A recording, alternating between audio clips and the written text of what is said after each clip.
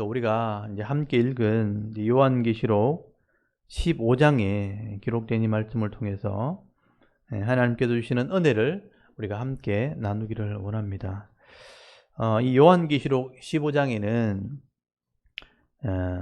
마지막 나팔, 7째 나팔이 불려지고 난 뒤에 이 구원받은 성도들의 모습과 또 심판을 받게 되어지는 불신자들의 그 모습들을 구체적으로 설명을 하게 됩니다.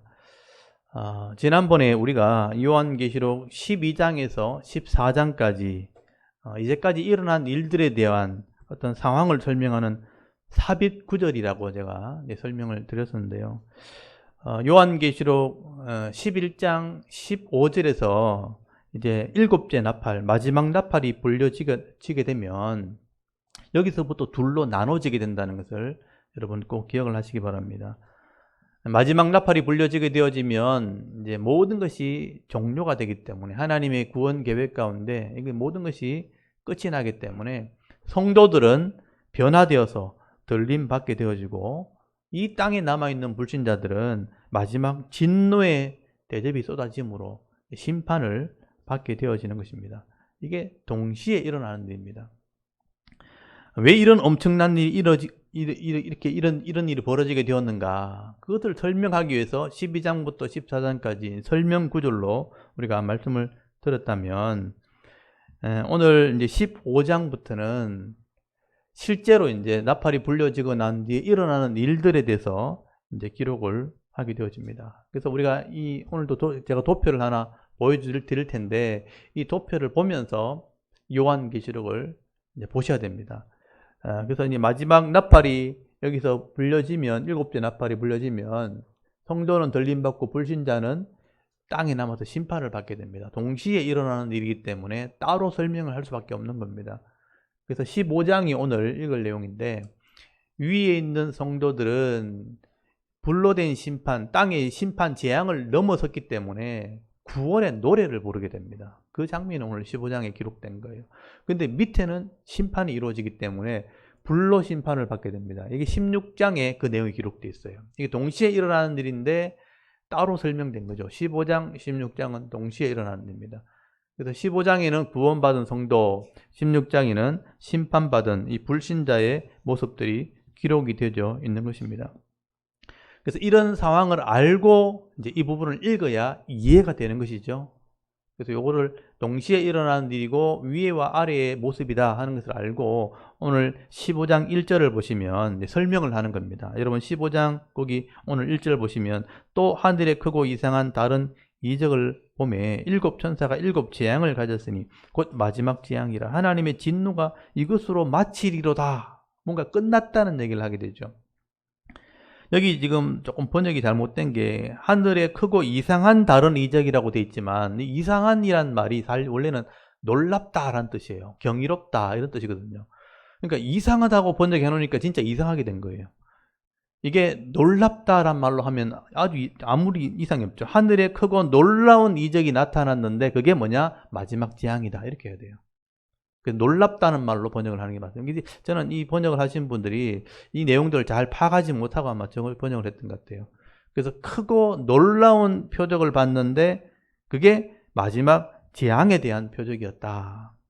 이 7째 나팔이 불려지고 나면 이런 일이 벌어지는 거죠. 7째 천사가 나팔을 불면 이제 마지막 재앙이 나타나게 되는데 창세기에서부터 하나님께서 이때까지 참았던 거예요. 불신자를 심판하려고 계속 참다가 택한 백성을 구원하려고 참아왔던 겁니다. 이제 끝났으니까 이제 하나님의 진노가 이것으로 마친다.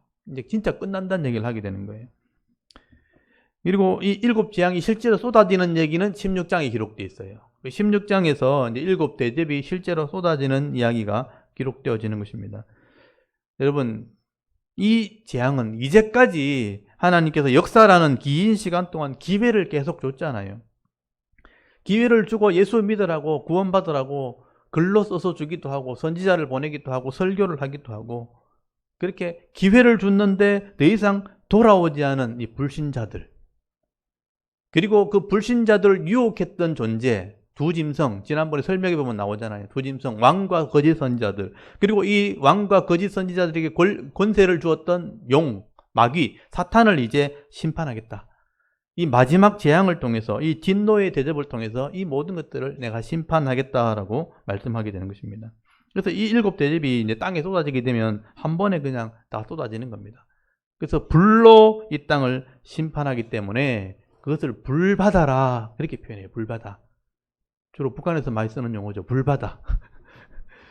그러니까 전쟁을 통해서 이 땅을 심판한다는 겁니다. 그래서 요한계시록 16장 1절에 보면 또 내가 들으니 성전에서 큰 음성이 나서 7 천사에게 말하되 너희가 가서 하나님의 진노의 7 대접을 땅에 쏟으라 이렇게 말하죠. 땅에 쏟으라 하더라. 이 7 대접이 땅에 쏟아지게 되면요, 땅에 있는 모든 것들이 다 심판을 받게 되어 죽게 됩니다. 그리고 그 마지막 모습이 뭐냐면 전쟁으로 끝나는 모습으로 설명이 돼요. 나중에도 제가 설명을 하겠지만 다음 주에는 당연히 16장을 자세히 설명드리겠지만 이렇게 16장 21절 한번 보십시오. 거기 보면 마지막에 전쟁이 일어난다고 돼 있죠. 거기 14절에도 보면 그들은 귀신의 영이라 이적을 행하여 온 천하 왕들에게 가서 하나님고 전능하신 이의 큰 날에 마지막 날이죠. 이 전쟁을 위하여 그들을 모으라. 그 전쟁을 위해서 마지막에 모이는 거예요. 근데 거기 21절에 한 달란트 되는 그런 우박이 땅에 떨어져서 전쟁이 끝난다고 돼 있거든요.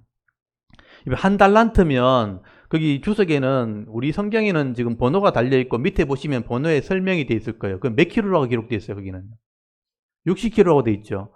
보통 이제 한 달란트면 34킬로거든요. 34에서 36킬로인데 여기는 60킬로라고 이제 번역을 해놨어요.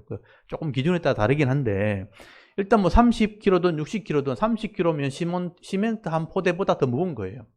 그리고 60킬로면 그보다 2배나 되는 거니까, 그러니까 미사일 앞에 달리는 핵탄도 많았다는 거예요.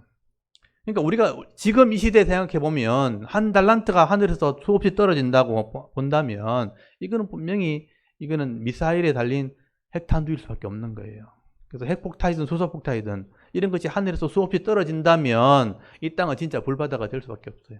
그래서 그런 식으로 마지막에 다 죽게 되는 심판이 있게 된다라는 얘기를 하게 되는 것입니다.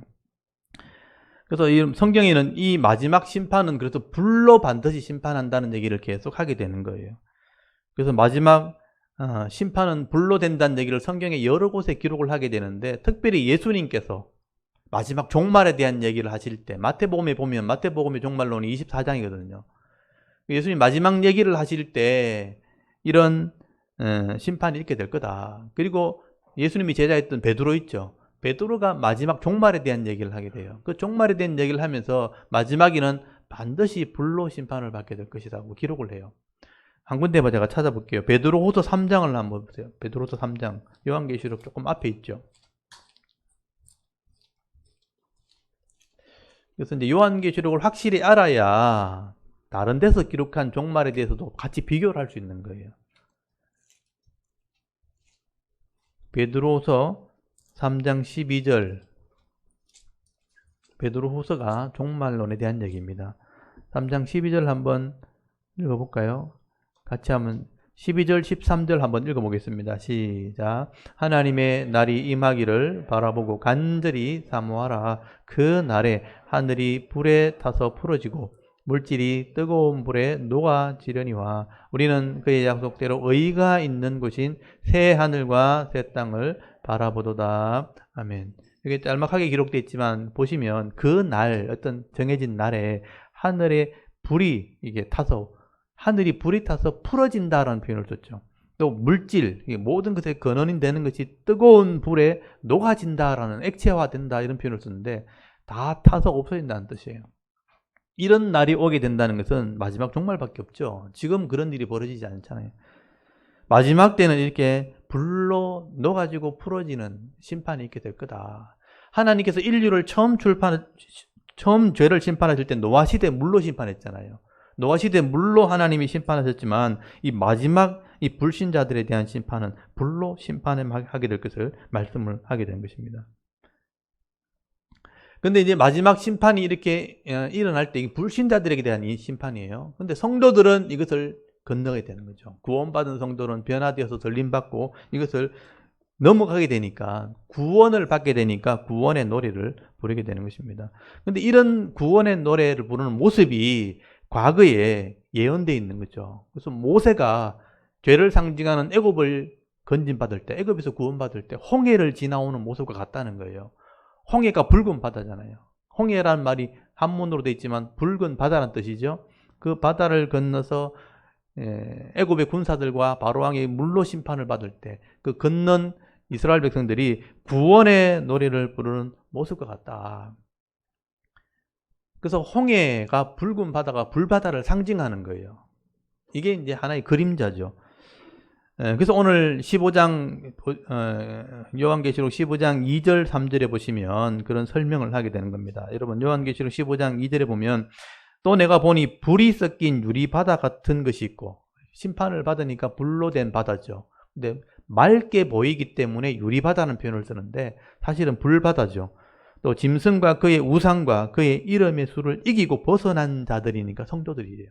성도들이 유리바다가에 서서, 바다를 건너서 서서 하나님의 검은고니까 찬양이죠. 검은고를 가지고 하나님의 종 모세의 노래, 과거에는 이런 모세의 노래처럼 어린 양의 노래를 불러 이르되 하면서 구원의 노래를 하는 모습을 설명을 하게 된 겁니다.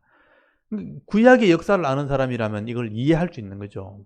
모세가 불렀던 노래가 뭐냐면 홍해를 건너고 나서 불렀던 구원의 노래예요. 그게 출애굽기 15장에 기록됐어요. 요한기록 15장이잖아요. 그 모세가 불렀던 노래처럼 이제 우리는 어린 양의 노래를 부르게 될 것이다. 여기 짐승은 13장, 14장에 설명이 되어 있잖아요. 왕들을 상징하잖아요. 그리고 우상과 그의 이름의 수를 벗어난 자들이니까 우상을 섬기겠던 거짓 선지자들, 마지막 때 영적 전쟁을 그렇게 설명했다 그랬잖아요. 그러니까 세상의 왕들과 이런 거짓 선지자들의 미혹과 핍박을 이긴 자들이니까, 벗어난 자들이니까 성도들을 맞아요. 마지막 끝까지 믿음을 지킨 이 성도들, 영적인 전쟁에서 승리한 성도들이 이제 이 구원의 노래를 부르게 될 것이다. 성도들이 부르는 노래니까 구원의 노래인데 어린 양 때문에 구원받았으니까 어린 양의 노래라고 표현을 하게 되는 것입니다. 여러분, 이런 성도들이 마지막 이 승리의 모습을 이렇게 표현했다면 밑에는 불신자들의 심판의 모습이 있다는 거예요. 이것을 여러분 같이 기억을 하셔야 됩니다.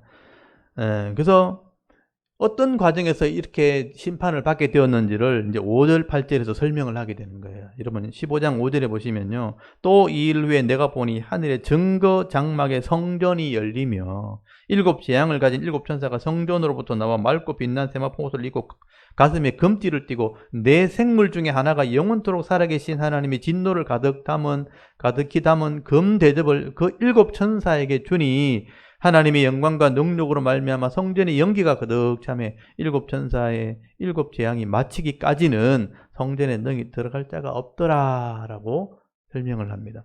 여기 하늘에 있는 증거 장막의 성전, 이 증거 장막의 성전이 뭐냐면 하늘에 있는 진짜 성전을 말하는 거예요. 그래서 모세가 이 성전의 모형을 따라서 성막을 만들었죠.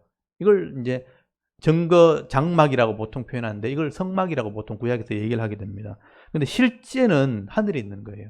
히브리서에도 이 실제 하늘에 있는 성전을 얘기하고 있고 진짜 있는 성전의 모형을 모세가 만들어서 짐승으로 속죄를 한 게 구약이에요. 근데 예수님은 제물이 되셔서 실제로 하늘 성전에 들어가셨다고 히브리서에 기록이 되어 있거든요. 그래서 하늘에 있는 게 진짜 성전을 말하는 것이죠. 근데 이 하늘의 성전이 열리면서 7 재앙을 가진 7 천사가 나오게 되는 것입니다. 그래서 하나님 보좌 앞에 있는 네 생물 중에 천사를 대표하는 자들이거든요. 네 생물 중에 하나가 하나님의 진노가 가득 담긴 금 대접을 7 천사에게 다 줬다고 되어 있어요. 그래서 7 천사가 이 재앙을, 이 진노를 받아가지고 땅에 쏟아붓게 되는 겁니다. 이런 과정을 거쳐서 16장에 가면 이게 쏟아지더라 하는 얘기가 나오는 거죠. 그래서 16장부터는 실제 쏟아지는 얘기가 나온 거예요. 그래서 땅에 이 진노의 대접이 쏟아지게 되어지면 이때까지 믿지 않았던 불신자들만 남아있는 거예요. 불신자들이에요. 그리고 그 불신자들을 유혹했던 왕과 거짓 선지자, 그리고 주동자였던 마귀가 여기서 심판을 받게 된다는 것입니다. 그래서 다음 주에 16장이 이런 땅에 있는 불신자들의 심판에 대한 얘기예요. 이걸 다음 주에 제가 자세히 설명드릴게요. 오늘 다 같이 설명할 수 없으니까 이 과정을 지금 설명하는 겁니다. 여러분 이렇게 7째 천사가 나팔을 불게 되어지면, 마지막 나팔이 불려지면 땅에는 이런 일이 벌어진다. 그리고 하늘에서는 들림받은 성도가 있다. 이걸 염두에 두셔야 되는 거죠. 동시에 일어나는 일이기 때문에. 하늘에 변화된 성도들, 땅에는 남아있는 불신자들. 그래서 이 심판을 벗어난 성도들은 모세의 노래, 어린 양의 노래를 부르게 될 것이다. 하늘에는 구원이고 땅에는 심판이라 동시에 이렇게 일어난다. 저도 처음엔 이 부분이 참 이해가 되지 않아가지고 한참 읽었거든요. 이게 이해가 되어지면 나열되어 있지만 아래 위에 일이다. 오늘 도표를 잘 보시면서 이해하시면 돼요. 15장은 위에 거, 16장은 땅에 거 하는 것을 설명하게 되는 것입니다. 그럼 왜 땅에서는 이런 심판이 임하게 되는가? 불로 그것도 심판받게 되었는가? 제가 앞에서 조금 설명드렸지만 이 대접의 그 마지막 모습이 보면 전쟁이 일어나는 모습으로 설명이 되어집니다. 그래서 7 대접이 차례대로 부어지면 처음엔 땅에 부어지고, 그 다음 바다에 부어지고, 강과 민물에 부어지고, 그 다음에 태양에 부어지거든요. 그게 4번째 대접이에요. 한 번에 다 부어지는 겁니다. 그럼 땅, 바다, 이 땅에 있는 모든 민물, 그 다음에 태양 전체에 이변이 생기고 엄청난 재난을 통해서 많은 사람들이 죽게 되어지는데, 그 남아있는 사람들끼리 불신자만 남았으니까 얼마나 악하겠어요. 그래서 그 상황 속에서 또 더 많이 가지려고, 더 많이 권력을 가지려고 싸우게 되는 일이 벌어지는데, 그게 전쟁이에요.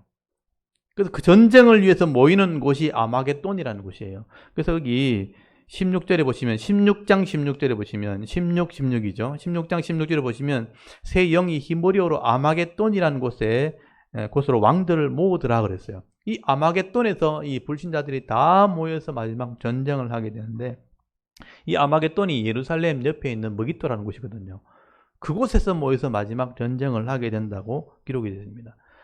나중에 에스겔서에 보면 이런 모습도 같이 예언되어 있어요. 다음 주에 제가 설명을 드리겠습니다. 그래서 이 아마겟돈이라는 곳에서 마지막 전쟁을 통해서 이제 심판을 하게 되는데, 이들이 욕심으로 싸우는 거니까, 이제 악한 자들만 남아있으니까, 불신자만 남아있으니까, 있는 없는 무기 다 쓰는 거예요. 그러니까 이제 서로 이 땅에서는 가장 큰 무기가 뭔지는 우리가 상상해보면 다 알 수 있는 거잖아요. 최악의 경우에는 그걸 쓸 수밖에 없잖아요. 지금 우크라이나나 지금 러시아에도 지금 전쟁 나면 그거 핵무기 사용하겠다고 지금 하고 있는데, 마지막에 그런 일이 벌어지면 쓸 수밖에 없잖아요. 그럼 다 쓰게 되면 어떻게 되는가? 이 땅이 진짜 불바다가 되는 것입니다. 불로 심판을 받게 되는 것이죠. 그때 이때 불신자들이 다 심판을 받게 되어지면, 이때 심판받는 사람들 중에는 아무도 구원받을 사람이 없어요. 그래서 오늘 15장 8절에 보면 하늘의 성전이 열려 있지만 들어갈 자가 없다는 표현을 쓴 이유가 뭐냐면, 성전에 들어가면 속죄받는다는 뜻이거든요. 회개해서 속죄받는다는 건데, 아무도 이제 들어갈 사람이 없다는 얘기는 구원받을 사람이 없다는 뜻이에요. 밑에 있는 불로 심판받는 사람들에게는 구원받을 사람이 없다, 회개할 사람이 없다는 것입니다. 더 이상 이제 심판을 받기 없다는 것이죠. 이때까지 여러분 생각해 보면 7인이나 7 나팔을 통해서 계속 재난이 일어날 때 좀 정신을 차린 성도들은 다 깨어나고 돌아온다고 해요. 그리고 마지막에 불신자들에까지 막 고통을 줘서 6개월 동안, 5개월 동안 고통을 줘서 돌아올 사람은 다 돌아온 거예요. 그래서 이방인도 다 돌아왔고, 더 이상 돌아올 사람이 없고, 마지막에 유대인까지 돌아오거든요. 그러면 돌아올 사람이 없는 거예요. 이제 마지막 남은 사람들은 진짜 불신자만 남게 되는 것입니다. 이 사람들이 마지막 진노의 대접을 받게 되어질 때, 이제는 더 이상 회개할 사람이 없다 하고 15장이 끝나는 겁니다. 그래서 심판을 받게 되는 거죠. 그래서 이게 마지막 재앙이 되는 것이고, 이것으로 모든 것이 끝난다. 15장 1절의 말이 맞죠. 이 진노가 이것으로 마치리로다. 이것으로 끝난다는 것입니다. 그리고 이렇게 이 땅의 마지막 이 진노의 대접이 쏟아질 때, 성도들은 이 진노의 대접, 재앙을 벗어났기 때문에, 이 불바다를 건너섰기 때문에 이제는 모세가 불렀던 이 구원의 노래, 이 어린 양의 노래를 부르게 되는 것입니다. 그래서 우리는 여기에 초점이 좀 맞춰져야 되는 것이죠. 오늘 우리는 불로 심판을 받을 존재죠. 핍박과 환난은 있지만 불로 심판을 받지 않아요. 불신자들이 받는 겁니다. 우리에게는 구원의 노래가 있는 것이죠. 그래서 거기 오늘 15장 3절에 나오는 이 어린 양의 그 노래의 원래 그 이스라엘 백성이 불렀던 노래는 출애굽기 15장에 나와 있습니다. 그래서 출애굽기 15장과 좀 비교를 제가 해볼 텐데, 원래 모세의 노래가 출애굽기 15장에 있으니까 여러분 출애굽기도 애굽에서 구원받는 애굽의 심판에 대한 얘기거든요. 이게 하나의 그림자예요. 그림자. 예언이라고 보시면 되죠. 출애굽기 15장을 한번 펴보십시오.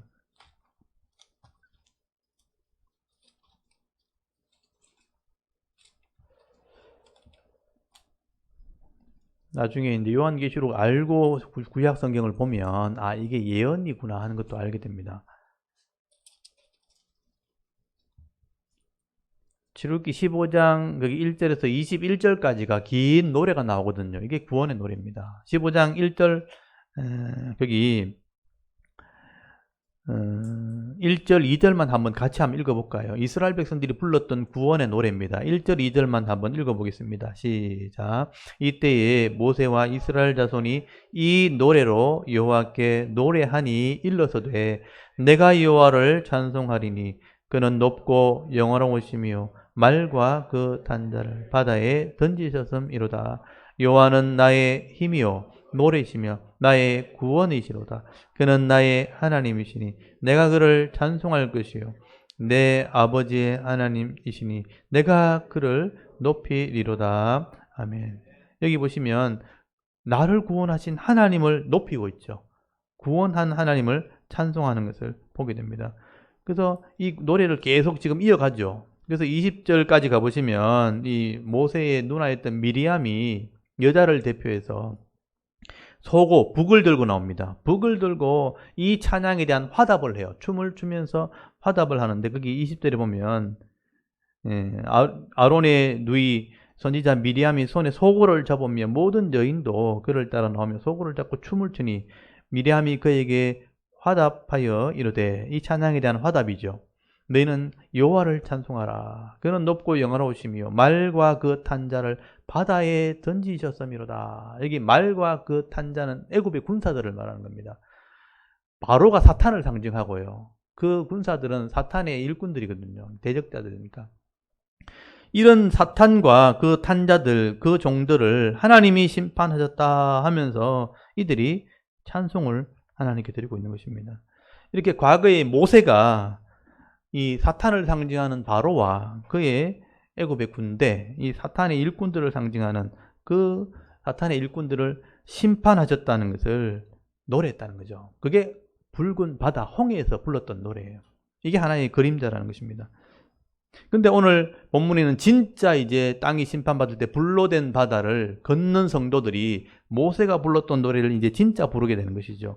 그래서 어린 양 예수 그리스도가 우리를 구원했다. 그래서 어린 양의 노래라고 표현하는 겁니다. 그래서 오늘 요한계시록 15장의 본론으로 와서 여기 3절을 보시면 어린 양의 노래가 나오죠. 여기 보시면 하나님의 종 모세의 노래 어린 양의 노래를 불러 이르되 어떤 내용이냐? 주 하나님고 전능하신 이시여 하시는 일이니까 심판이잖아요. 하시는 일이 크고 놀라우시도다. 만국의 왕이시여 주의 길이 의롭고 참되시도다. 주여 누가 주의 이름을 두려워하지 아니하며 영어롭게 하지 아니하오리까? 오직 주만 거룩하시니이다. 주의 의로우신 일이 나타났음에 만국이, 이 만국이란 말은 모든 나라거든요. 만국이 와서 주께 경배하랴. 모든 나라 또는 모든 민족이란 말이에요. 내션이라고 번역되는데 모든 민족들이 이 하나님께 와서 경배하라, 예배하라 그렇게 하는 겁니다. 이게 찬양이에요. 주의 백성은 구원하시고 이제 불신자들을 심판하시는 이 일은 참되고 의로운 일이다. 여러분 이 심판에 대한 것을 노래하잖아요. 참되고 의로운 것이라. 만국이 모든 나라와 모든 민족이 이제 하나님을 경배해야 된다. 예배해야 된다라고 노래하는 것이죠. 여러분 이렇게 하나님의 이 마지막 진노의 재앙을 벗어난 성도들은 이제 하늘에서 이 찬양을 부르게 된다는 것입니다. 여러분 이렇게 이런 일이 성경에 일어나게 될 것을 계속해서 말씀을 해왔던 거예요. 마지막 때가 되면 성도는 덜림받게 되어지고 땅은 심판받게 될 것이다. 그래서 예수님께서 종말에 대한 얘기하실 때 마태복음 24장을 한번 펴보시죠. 그래서 이 종말에 대한 얘기를 이제 요한계시록 알고 이제 보게 되면 조금 더 명확하게 알게 돼요. 간단하게 설명되어 있는 부분은 이런 부분이었구나 하는 것을 알게 되는 것입니다. 여러분 요한계시록 24장 이 마태가 기록한 마태계시록입니다. 마지막 종말에 대한 얘기인데 예수님이 하신 이야기를 마태가 제일 상세하게 기록을 해놨어요. 이분이 세리다 보니까 꼼꼼하게 기록을 한 거예요. 그래서 마태복음 24장 30절 한번 보십시오. 30절에 보시면요.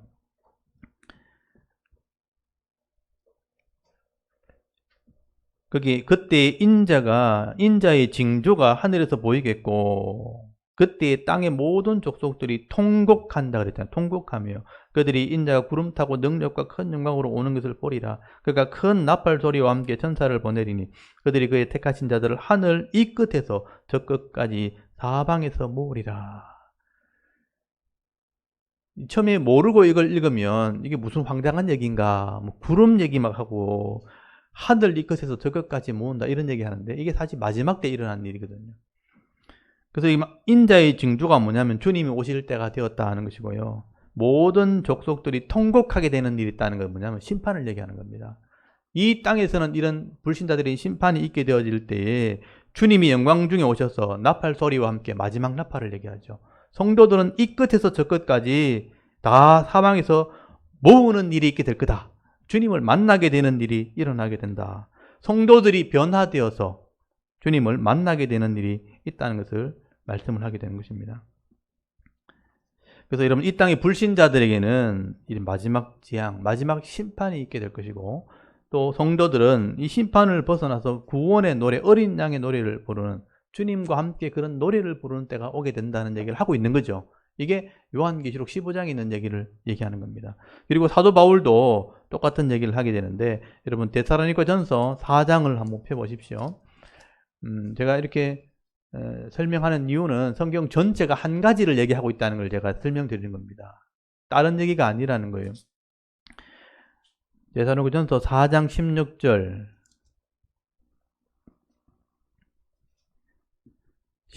17절 말씀 보시면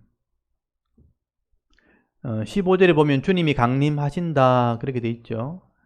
우리가 주의 말씀으로 너에게 이것을 말하노니 주께서 강림하실 때니까 주님이 다시 온다는 뜻이거든요. 하늘에서 오신다는 뜻이고 우리가 살아남아 있는 자도 자는 자보다 결코 앞서지 못하리라.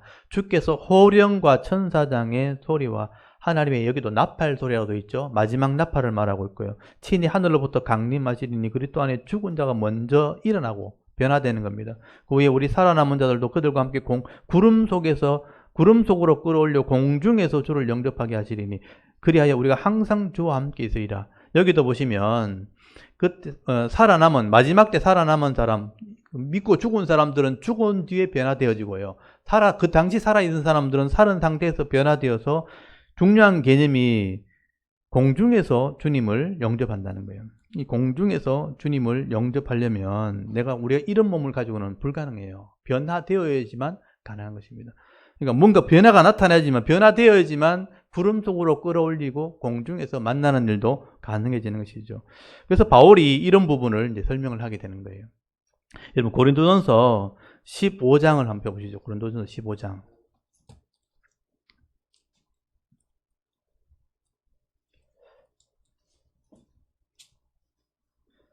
15장 51절입니다. 15장 51절.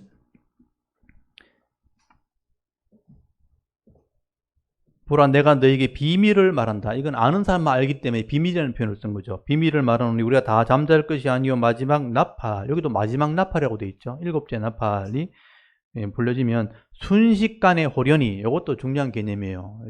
보통 때는 그냥 모르고 지나가는데 순식간에 호련이라는 게 두 번 강조되어 있어요. 순식간이란 말과 호련이란 말은 순간적으로 더 이상 쪼갤 수 없는 시간 이런 뜻이거든요. 순식간에 다 변화한다라는 표현을 써요. 이 변화한다는 표현도 전혀 다른 형태로 바뀌어진다라는 개념이에요. 나팔 소리가 나며 죽은 자들이 썩지 않을 것으로 다시 살아나고 우리도 변화되리라. 이 변화란 단어 두 번 나오죠. 변화되리라라는 표현은 미래 수동태형입니다. 하나님에 의해서 내가 변화되어진다라는 뜻이에요. 미래의 어떤 순간에.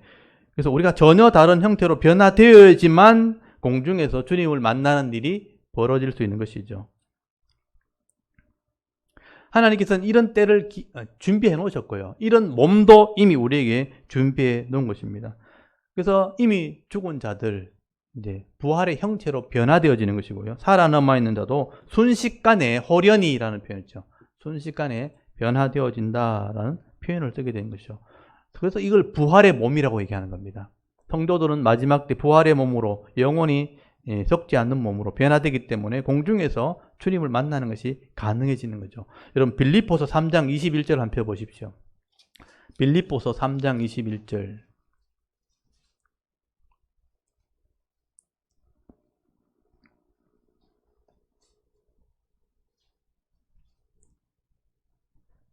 한번 읽어볼까요? 3장 21절 읽겠습니다. 시작. 그는 만물을 자기에게 복종하게 하실 수 있는 자의 역사로 우리의 낮은 몸을 자기 영광의 몸의 형체와 같이 변하게 하시리라. 아멘.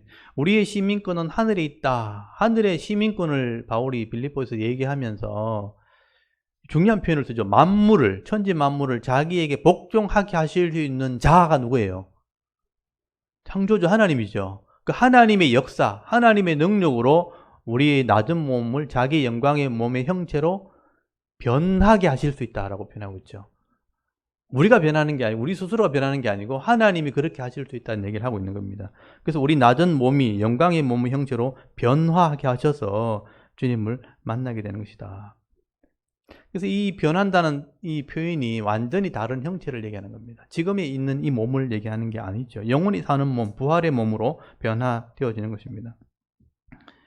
그래서 지금 우리가 몸을 가지고 살아가고 있지만 우리의 이 몸도 하나님의 정한 때에 부활의 몸으로 변화되어지는 날이 있다는 것을 여러분 기억하셔야 되는 것이죠. 이게 우리의 믿음이 되어야 되는 것입니다. 그래서 예수님께서도 3년 동안 사역하셨지만 마지막 때 이것을 보여주셨죠. 마태복음 17장에 가면 베드로가 주는 그리스도시요 살아계신 하나님의 아들입니다 고백했잖아요. 신앙 고백하시고 나서 내가 이제 교회를 세우겠다 말씀하시고 17장에서 변화산에 가는 사건이 나오죠. 이 변화산에 가는 게 부활의 몸을 보여주는 사건이에요. 그래서 베드로, 야고보, 요한 3명만 데리고 가가지고 변화된 모습을 보여주잖아요. 부활의 몸을 미리 보여주는 겁니다. 그리고 예수님께서 십자가에 죽으시고 나온데 실제로 부활하셔서 변화된 몸을 가지고 40일 동안 이 땅의 제자들을 보여줘요. 여기저기 다니면서 부활의 몸을 40일 동안 보여주십니다. 그리고 내가 부활의 몸을 너희에게 변화시킬 것을 보여주기 위해서 이 땅의 어떤 자연 법칙의 제한을 받지 않는다는 걸 보여주시기 위해서 성천하시는 장면을 보여줘요. 이거는 그냥 보여주시는 게 아니고 부활의 몸이 이런 능력이 있다는 걸 보여주는 거죠. 이런 다른 몸이라는 걸 보여주는 게 승천하는 모습이죠. 예수님이 천국 가실 때 그냥 사라지실 수도 있고 그냥 없어질 수도 있는데 굳이 그런 모습을 보여주신 이유는 뭐냐면 부활의 몸이 있다는 것을 보여주시는 것입니다. 그리고 사도행전 1장 11절에 가면 내가 하늘로 올려진 이 예수는 하늘로 가심을 본 그대로 오시리라라고 누가가 기록을 하게 됩니다. 그래서 이 예수님이 사역하실 때 이 부활의 몸을 미리 보여주시는 이유는 제자들이 이걸 다 기록하게 하기 위해서예요. 제자들이 그 당시에 이것을 다 봤고 이것을 역사에 또 성경에 기록을 하게 된 것은 예수님께서 이런 몸으로 변화되는 것을 성도들에게 그 변화될 날이 있다는 것을 알게 하시려고 그렇게 하신 것입니다. 그래서 우리가 예수님이 몸이 이렇게 변화되어졌던 것처럼 부활의 몸을 가졌던 것처럼 마지막 때가 되면 이런 부활의 몸으로 우리가 변화되어지는 날, 그때가 있다는 것을 말씀하게 되는 거죠. 그래서 사도 바울이 이것을 이제 설명을 하게 되는 거예요. 저도 예수를 믿은 성도가 되었고 목사가 되었고 이것을 믿고 확신을 해야 되고 가르쳐야 될 또 본인 스스로가 내가 제 스스로가 믿어야 되기 때문에 과연 맞는지를 이렇게 점검하다가 이런 부분을 이제 알게 된 거예요. 바울도 이것을 고민했을 거예요. 이걸 어떻게 설명해야 되나. 그래서 바울이 이것을 설명할 때 이 고린도전서에서 이 부활의 몸에 대해서 설명을 하게 됩니다. 제가 부활절 되면 이 말씀을 꼭 나누게 되는데요. 우리 각자의 몸에는 이런 부활 때 변화될 몸을 이미 가지고 있다. 그 부활의 형체를 각자가 가지고 있다라고 설명을 하게 됩니다. 그래서 여러분 고린도전서 15장을 일단 펴놓으시고요. 오늘 이 말씀이 오늘 핵심이 될 건데요. 고린도전서 15장을 펴놓으시고 이 고린도서 15장이 부활의 몸에 대한 바울의 설명입니다.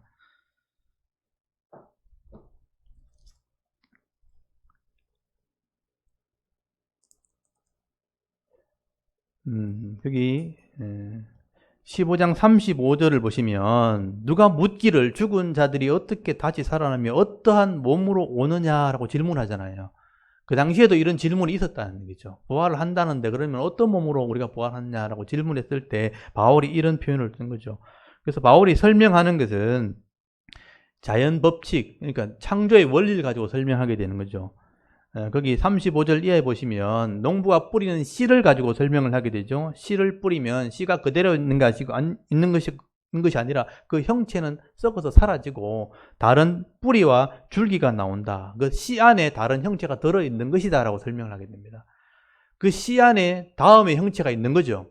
그래서 땅에 묻혀서 썩어지지만 그 씨의 형체는 없어지지만 다른 줄기와 다른 열매가 나오는 거다. 이게 창조의 원리라는 거죠. 하나님께서 창조의 원리 속에 자연 법칙 안에 이런 씨의 형체를 미리 넣어뒀다는 겁니다.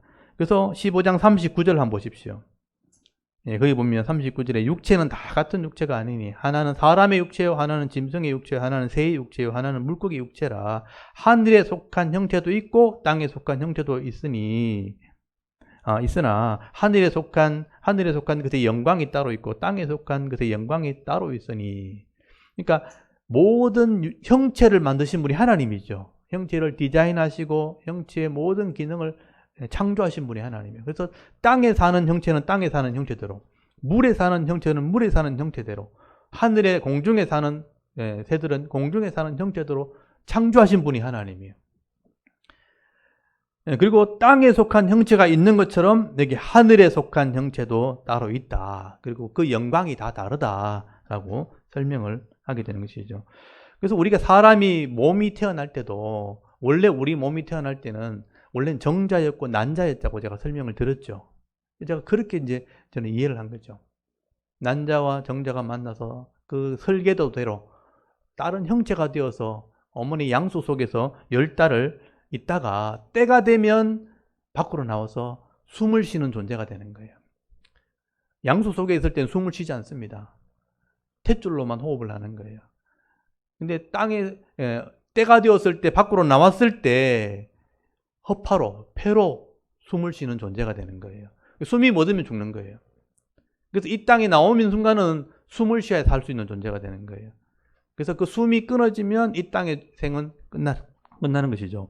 그래서 이 땅의 생이 끝나면 땅에 또 묻히게 되고, 땅에 묻히면 마지막 때가 되면 이 모든 몸이 부활의 형체로 변화되어진다. 그래서 우리는 과학을 알고 의학을 알고 눈의 현실에 보이는 속에서는 난자와 정자는 확인했고 우리 몸도 확인했어요. 근데 부활의 형체는 아직 확인 못했죠. 때가 아직 안 됐으니까. 근데 앞에 게 다 맞다면 뒤에 게도 맞는 거예요. 난자가 우리 몸이 될 줄 우리가 어떻게 알았겠어요? 창조의 원리입니다. 하나님께서 그렇게 만드셨고 그렇게 창조하셨어요. 그래서 우리 인생을 살아가는 겁니다. 그래서 우리 하나님의 뜻을, 창조의 원리를 우리는 다 이해를 못해요. 현실을 보고 이제 알게 되어지는 것이죠. 그래서 저는 이 하나님의 창조물 중에 이렇게 형체가 변화되는 것을 어떻게 이해할 수 있을까 찾아보다가 제가 제일 신기한 게 이제 매미의 변화예요. 매미가 변화하는 거 보셨어요? 제가 오늘 영상을 좀 준비했습니다. 한번 보십시오. 어떻게 변하는지. 하도 신기해가지고. 뭐 마지막 때 들려지고 땅에 쏟아지고 마지막에 심판이 벗어난 성도가 요거예요. 성도 구원의 노래를 부르게 되는데 이게 부활의 형체라는 거죠. 예, 이걸 실행해 주시면 매미가 어떻게 변하는가 한번 보십시오. 이게 매미 군뱅이에요. 원래 7년을 땅속에 있어요. 그리고 이제 때가 되면 나와요. 이게 성충이 되면 모양이 조금 이렇게 쪼그라들어요.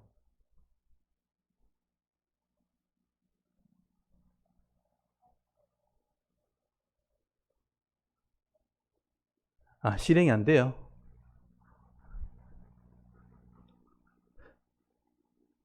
네. 굴 속에서 나와요. 땅 속에서 기어 나와요. 그리고 얘가 이제 나무로 기어가요. 너도 처음에 나올 때 그랬어.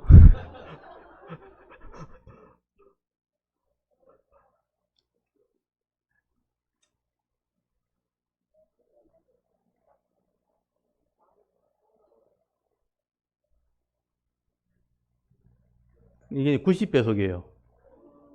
근데 얘가 또 어떻게 변하냐면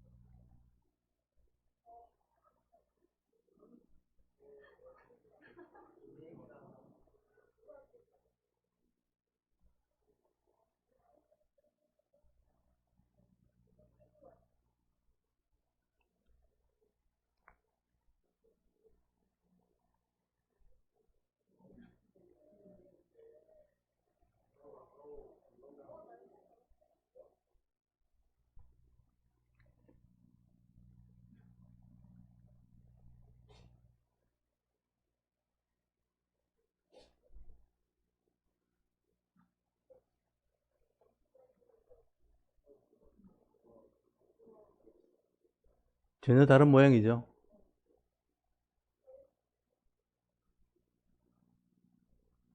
한번 보시죠. 잠깐 멈춰주시고. 이게 이렇게 된 거예요. 상상이 안 되죠? 이걸 디자인하신 분이 하나님이에요. 이건 하나의 매미 하나고 그 외에 많은 곤충들이 다 이렇게 변해요. 애벌레에서부터 시작해서 나중에 이게 성충이 되어지면 그걸 벗어나서 다른 모양으로 나오는 거예요. 그게 날개 있는, 날아다니는 모습, 공중을 날아다니는 모습이죠. 이걸 디자인하신 분이 하나님이라는 걸 생각해 보십시오. 우리 몸도 하나님이 디자인하신 거예요. 이렇게 존재하게 된 것도 하나님이 창조하신 겁니다. 그분이 부활의 형체가 있다고 제자들에게 보여주시면서 성경에 기록해 놓으신 거예요. 그렇다면 우리가 믿을 수 있는 거죠. 그래서 저는 뭐 미신이나 막연한 걸 믿자는 게 아니고 성경에 있는 대로 우리가 논리적으로 이해해보고 가능하다면 믿을 수 있는 것을 믿을 수 있는 것이죠. 저는 그래서 부활의 형체를 믿게 된 겁니다. 우리는 죽음도 다 이해 못하잖아요, 사실은요. 이 땅의 출생도 다 이해를 못해요. 이 땅의 인생도 이해를 못합니다. 그러면서 부활이 없다고 자꾸 주장하기보다는 근데 우리 생각을 해봐야 되는 거죠. 하나님께서 그렇게 하시겠다고 말씀하셨고 이때까지 그렇게 우리를 인도해 오셨다면 마지막 모습도 우리가 믿고 순종하는 것이 그게 우리의 믿음이 되어지는 것입니다. 하나님께서 이렇게 짐승들 하나, 곤충들 하나에도 이런 부활의 형체 같은 이런 아름다운 모습을 준비해 놓으셨다면 하나님께서는 우리의 형체도 준비해 놓았다. 그 부활의 형체는 아름다운 것이다. 그리고 강한 것이라고 표현되어 있습니다. 이게 하나님의 구원의 계획이라는 것이죠. 그래서 우리가 마지막 나팔이 불려질 때 이미 죽은 자들은 이런 부활의 형태로 변화될 것이고 살아남은 사람도 영광의 모습으로 이제는 그 진노를 넘어서 심판을 넘어서 하나님의 어린 양의 노래, 구원의 노래를 부르게 될 것입니다. 오늘 저와 여러분이 이 땅에 있는 동안 이 하나님 말씀을 믿고 또 믿음을 지키고 하나님 나라 우리 가게 된다면 이런 구원의 노래를 부르는 현장에 서게 될 것입니다. 그래서 부활의 형체를 잃게 될 것이고 부활의 모습으로 주님 앞에 서게 될 것을 여러분 믿고 이런 믿음으로 이 땅을 살아가는 귀한 성도들이 되실 수 있기를 바랍니다. 그리고 요한계시록 16장에 보면요, 이 땅에 이런 심판이 쏟아지게 되어지고 또 이런 땅에 왜 이런 심판이 일어나게 되었는가 하는 얘기를 17장, 18장에 설명을 해요. 왜 이 사람들은 이렇게 죽을 수밖에 없는가 하는 얘기를 설명이 17장, 18장에 나와요. 제가 다음에 설명을 드리겠지만 그러면 실제로 이 구원의 노래를 불렀던 사람들은 언제 주님 만나는가? 19장에 나와요. 그래서 이 두 장을 건너서 나와야 되는 거예요. 그래서 연결할 때 11장 15절에서 15장으로 가야 되고 15장에서 16장 갔다가 16장에서는 19장으로 가야 되는 거예요. 그렇게 중간에 삽입 구절을 빼야 되는 거예요. 빼다기보다는 설명을 이해하고 가야 된다는 거죠. 그러면 19장으로 연결되어지면 19장에서 주님 만나서 잔치를 하는 장면이 나옵니다. 그게 어린 양의 혼인잔치예요. 거기 한번 볼까요? 19장 7절 한번 펴보십시오. 19장 7절, 요한계시록 19장 7절을 보시면 찬양이 울려 펴지면서 19장 1절부터 계속 찬양이 나오거든요. 19장 1절부터 볼까요? 이 일 후에 내가 들으니 하늘에 허다한 무리의 큰 음성이 같은 것이 있어 이르되 할렐루야 구원과 영광과 능력이 우리 하나님께 있도다. 그의 심판은 참되고 의로운지라 그 어명으로 땅을 더럽게 한 큰 엄녀 불신자를 말해요. 엄녀를 심판하사 자기 종들의 피를 그 엄녀의 손에서 갚으셨도다. 찬송하죠. 그러니까 심판했으니까 밑에는 의롭다 찬송하고 그 주님을 만났을 때 어떻게 되는가? 여러분 7절 7절 8절 한번 읽어볼까요? 7절 8절 한번 읽어보겠습니다. 시작. 우리가 즐거워하고 크게 기뻐하며 그에게 영광을 돌리세 어린 양의 혼인 기약이 이르렀고 그의 아내가 자신을 준비하였으므로 그에게 빛나고 깨끗한 세마포 옷을 입도록 허락하셨으니 이 세마포 옷은 성도들의 옳은 행실이로다 하더라. 아멘. 여기 보시면 즐거워하자, 기뻐하자, 어린 양을 만났으니까. 그리고 지금 혼인 기약이 찼다. 주님 만나는 것도 혼인식, 결혼식으로 설명하죠. 왜냐하면 이게 계약이기 때문에 그래요. 하나님이 우리를 계약해서 구원하기 때문에. 그래서 언약이란 성경을 준 게 구약, 신약이 언약이잖아요. 계약으로 이 구원이 이루어진다는 것을 설명하는 것이죠. 근데 중요한 것은 계약한 신부는 준비를 해야 되는 거죠. 그래서 준비되었다는 표현 나오잖아요. 아내가 자신을 준비하였다. 그래서 여러분 우리가 지금 해야 될 일은 우리가 어린 양의 신부가 되기로 약속을 했으면 그래서 성찬식을 하면 성찬식은 약혼식이거든요. 이 혼인잔치에 참여하려면 만날 준비를 해야 되는 거예요. 이게 우리의 믿음인 거죠. 그래서 믿음의 삶으로 준비하는 것이 우리 삶이 된다. 그래서 그 준비한 사람의 삶이 어떻게 드러나는가? 거기 19장 8절에 보면 빛나고 깨끗한 세마포 옷을 입었다고 되어 있어요. 이 세마포 옷이 성도의 옳은 행실이라, 삶이라 라고 표현되어 있습니다. 이게 우리의 준비가 드러난다는 것을 말씀하게 되는 것이죠. 예수님께서 이렇게 혼인잔치의 비유를 많이 말씀하셨어요. 왜냐하면 마지막 때 모습을 이렇게 설명하기 위해서. 혼인잔치의 설명을 할 때 마태복음 22장 11절에서 13절 보시면요. 혼인잔치의 임금이 혼인잔치에 초청했는데 사람들이 오기 싫은 거예요. 장사해야 된다, 무슨 밭을 샀다, 못 오는 거예요. 그래서 종들을 보내가지고 사거리 길에 가서 다 불러와라. 그래서 많은 사람들이 불려왔어요. 혼인잔치에 참여했어요. 근데 임금이 와서 딱 보니까 예복이 없는 사람이 있는 거예요. 왜 예복이 없냐 물어보니까 말을 못해요. 그래서 그들을 묶어서 바깥 오던데 내쫓아라. 슬피 울며 이를 갈미세요. 이런 마태복음 21장 11절 13절에 보면 그 얘기 나옵니다. 예복이 준비되어 있어야 된다라는 표현을 써요. 예복이 뭐냐? 이 세마포옷이에요. 삶이 없는 거예요. 삶이 없다는 것은 믿음이 없다는 뜻이에요. 믿음과 삶이 없으면, 예복이 없으면 하나님 나라 백성이 될 수 없는 거예요. 교회에 왔다 할지라도, 혼인잔치에 참여했다는 것은 교회에 왔다 할지라도거든요. 예복이 없으면 하나님 백성이 될 수 없다는 얘기를 비유로 그렇게 설명을 하게 되는 것입니다. 왜 이런 설명을 하는가? 오늘 우리의 현실의 삶이 중요하다는 뜻입니다. 우리가 거룩한 신부라면 믿음의 삶, 말씀대로 순종하는 삶이 있어야 되죠. 그게 세마포옷으로 드러나게 되는 것입니다. 그래서 오늘 저와 여러분들이 이 말씀을 듣고 하루하루 삶을 살아갈 때 우리가 하나님을 만날 거룩한 신부구나, 어린 양을 만날 성도구나. 그렇다면 이 하나님 말씀으로 약속이 되어 있기 때문에 이 말씀을 순종해야 되겠구나. 그러면 어떻게 순종해야 되는가? 잘 모르면 성경이 어떻게 하라는 얘기인지를 배워야 되는 거죠. 이게 우리의 믿음입니다. 이게 성실함이죠. 성실함이 있어야 배우는 거예요. 성실함으로 배우고 그걸 순종하는데도 성실함이 필요해요. 성실함으로 살아가는 그게 믿음인 거예요. 성실함이란 뜻이 믿음이란 뜻입니다. 그래서 우리가 말씀을 잘 배워서 이 말씀대로 순종할 때 아름다운 세마포옷으로 준비가 되어지는 것입니다. 그러므로 우리가 이 땅에서 우리가 믿음으로 성실하게 살아가는 삶이요 절대 헛되지 않다는 걸 기억하셔야 돼요. 우리 이걸 정확하게 인식하지 못하고 믿지 않는 사람들은 뭐 성도들 그렇게 열심히 살려고 하나, 그냥 뭐 대충 살지. 대충 살 수가 없는 게 이것 때문에 그런 거예요. 성실하게 살아야 돼요. 말씀이 성실함을 가르치고 있다면 우리가 성실하게 살아야 되는 것입니다. 그래서 바르게 살려고 하면 그런 믿음이 없는 불신자들은 핀잔을 주기도 하고 무시하기도 합니다. 그게 세상의 모습이에요. 그걸 두려워하지 말자는 얘기예요. 성실함으로 살 때 비난받을 수 있어요. 멸시당할 수 있어요. 그러나 그건 우리가 아름다운 모습으로 준비되는 하나의 과정입니다. 우리의 삶은 다 기록이 되어집니다.